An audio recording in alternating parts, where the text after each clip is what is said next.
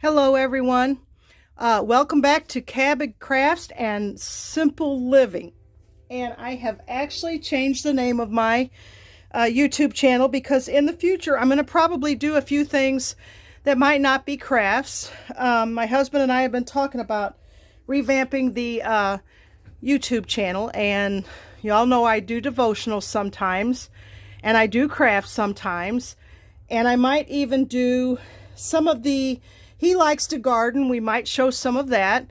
And also, when we get closer to the fall, I might show some of my canning recipes or some of my Christmas recipes that I like to make. These will not be historical. And also, I will not stick in the colonial American vein because I like all of history. So I might, branch into other areas of history. But today, I want to show you, I've got this cute little box that's been hanging around in my shop for a couple years now.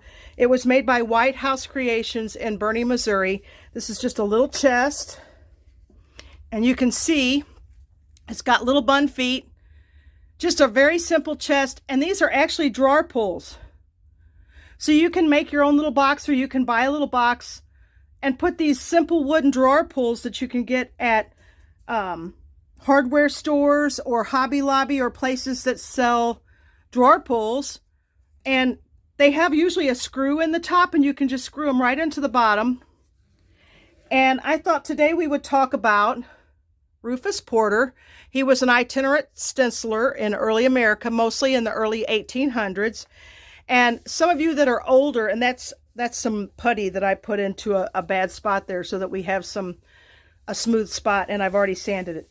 But today, I thought I would talk about a modern artist. Many of you that are older like me might have heard of Warren Kimball. And Warren Kimball painted in the style of Rufus Porter. And he was very prolific, Warren Kimball was, in the 80s and 90s and early 2000s. And he's actually got a little chest in here that looks exactly like my little bun-footed chest. And so I thought today I would show you, isn't that cute? It's very simple. You don't really have to, this is called naive folk art, and I'm going to show you how to kind of cheat. But I want you to take a look at some of the details on this, and we're going to do this in steps. We're not doing this whole thing today. I want you to look at the horizon, where the house is and the trees are. Notice the horizon line. The sky is lighter at the bottom and it gets darker at the top. So today we're going to do the grass and the sky. And then in the next video, I'll show you some of the little cheats that I have. And we'll do a simple house and some trees. And we're going to make the top of this little chest really cute. So I'm going to show you a couple more pages in this book. I've had this book for quite a while. Here's another little chest. Well, let me get that up here. See, I'm using this special thing again. This is just trees and a fence line. Notice the horizon line again. Lighter on the horizon and darker when you get to the top of the sky. So I want you to go outside later on when you get the chance and just look at your horizon line and look at nature, and you'll see these things. Start taking notice of nature, how nature... Look at how the landscape rolls from one hill into the next. We're going to look at one more picture.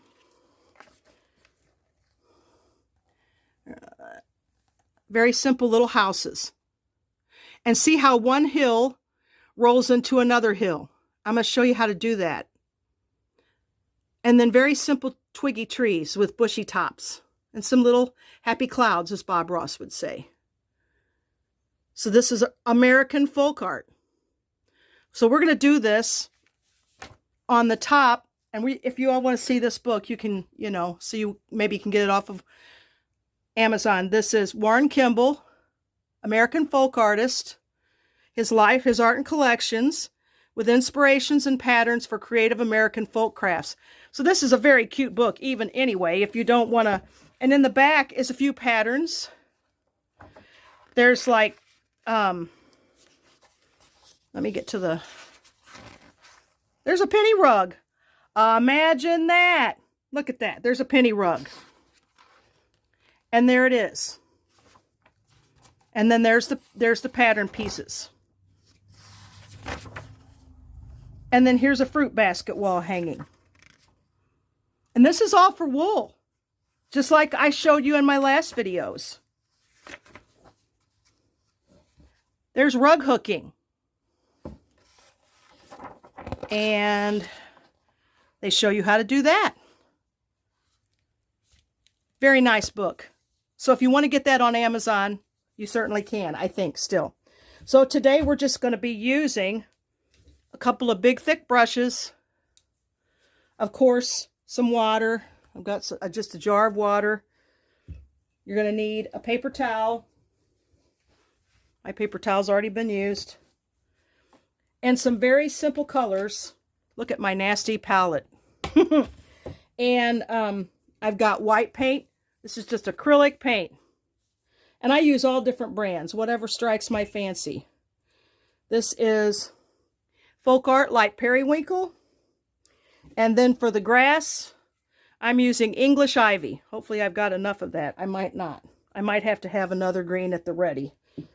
Let me get that ready, just in case.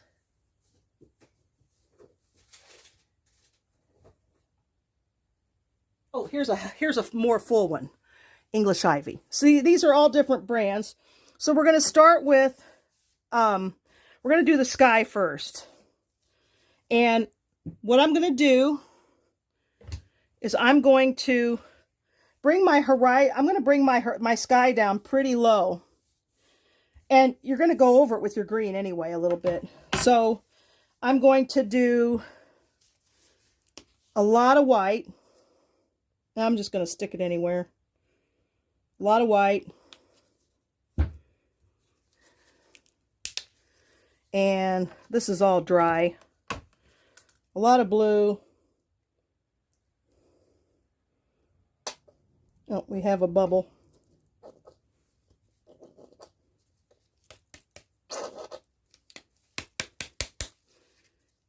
As I always say in my videos, I am not a professional. Okay, so I'm going to dip into the blue first because we're going to start up at the top and we're going to work our way down. And so I'm going to get into my blue. And by the way, and I never say this, and I should, and my husband reminded me of it the other day. Please like and subscribe to my videos if you really like them. Like I said, I'm having to rebuild this channel from scratch.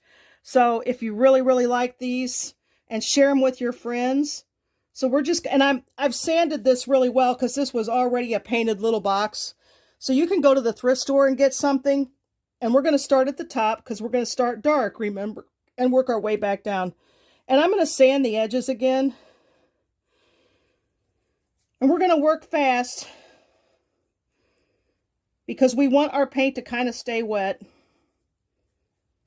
So even if you go over the edge a little bit, it's okay, because we're going to sand the edges again.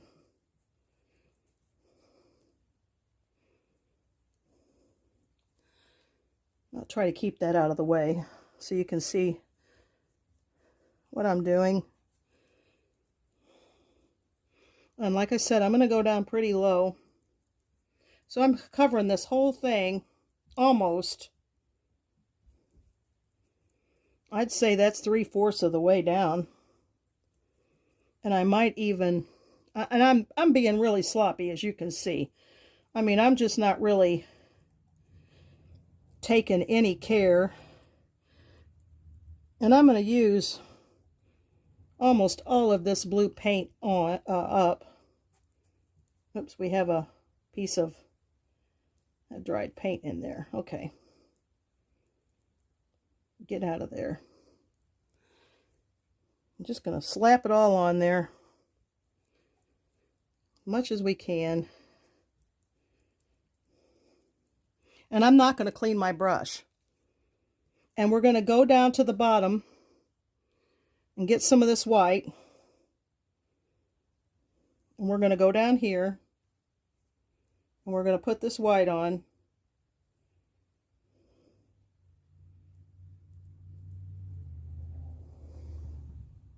I'm going to put that away. And now I'm just going to kind of stay down here a little bit.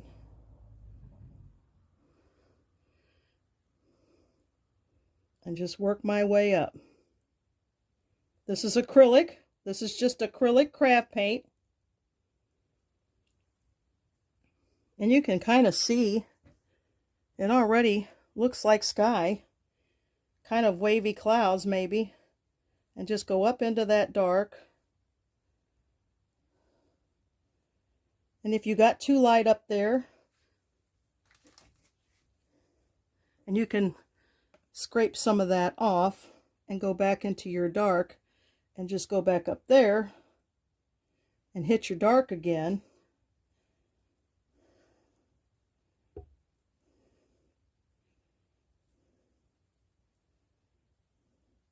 Scrape that off. Come back down into some of this white.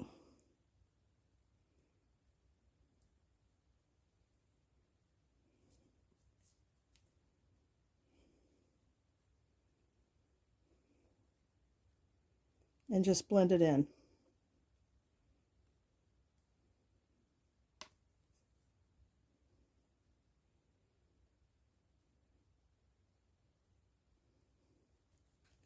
Let's get that out of the way. Sorry, I keep hitting my lamp post here.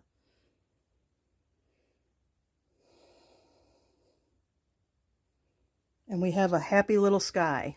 Hopefully you can see that goes from light up to dark. Ha! And look what I just did. I just slopped white paint all over the place. Don't you just love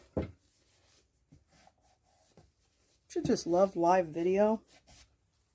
And look, all gone. No problem.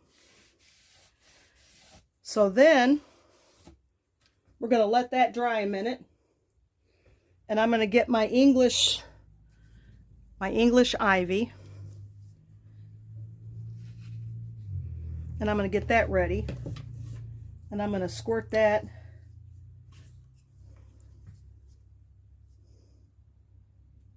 And by the way, I have a paint box that I keep all of this stuff in. And there's my English ivy. I have it's like a tackle box. It's down here on the floor. I'll get it and show it to you.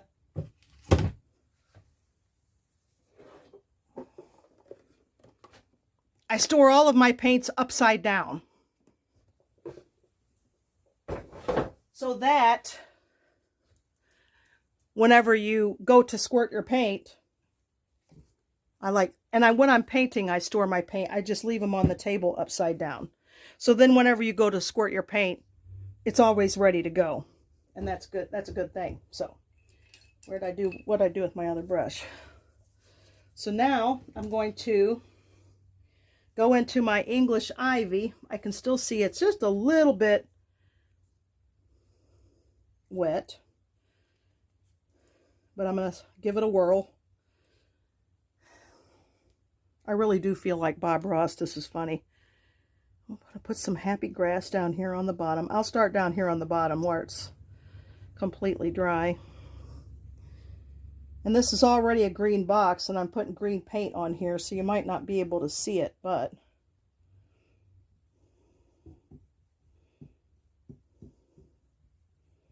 and I'm going to go up as close to that blue as I can right now. But we're doing this in real time, so I want you to be able to see. And I'm just going to kind of do, when I get up here to the sky, just kind of a little bit of undulation so that it's not, we're not in kindergarten. Usually grass is not completely flat. So we're just kind of going to maybe, do a little bit of undulation in the grass.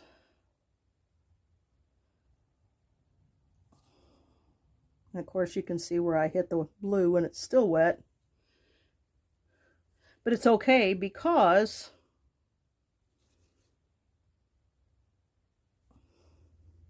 it's not really going to matter. This is the joy of folk art. Instead of the joy of painting with Bob Ross, it's the joy of folk art. And we'll just smooth some of that light blue back out. And it actually could wind up being some highlights.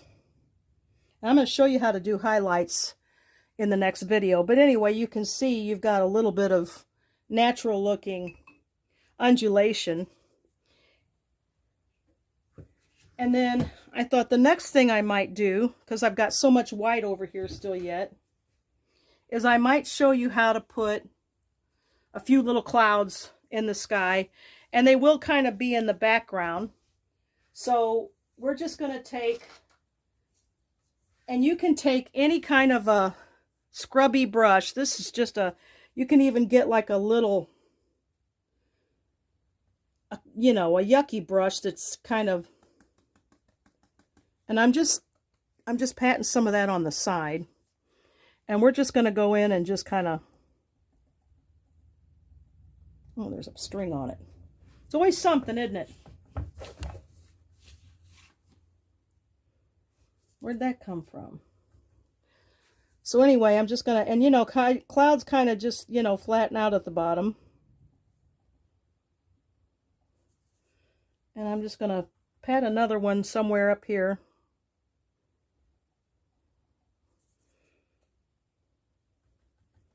And I will show you how I, you know, age things.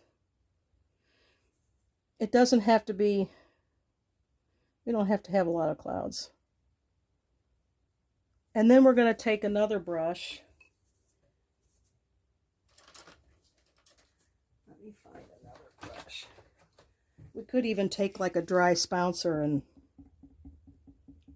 spout some of that away.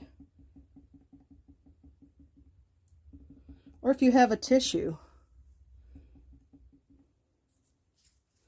and you can dab that excess off. Because this is still kind of wet, remember?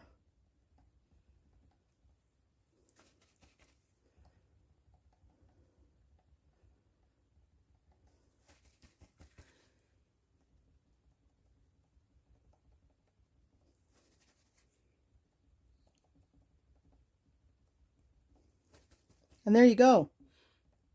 There's a few happy clouds. So there's part one. I hope this hasn't been, let me see if I can change the lighting on this lamp here. Maybe. So you can see.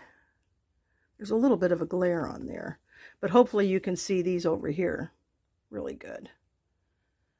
So there's part one of doing our folk art chest.